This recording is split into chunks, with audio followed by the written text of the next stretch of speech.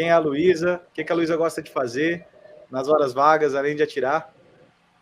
Bom, a Luísa basicamente vive viajando, atirando, porque além do PSC eu compito o esquite, que é um esporte olímpico, tiro ao prato. E basicamente, né, como eu comecei, meu pai é instrutor de tiro, então comecei desde nova, com 5 anos ele me levando no stand, e com 13 anos eu brinco que ele não me deu muita escolha, né, assim,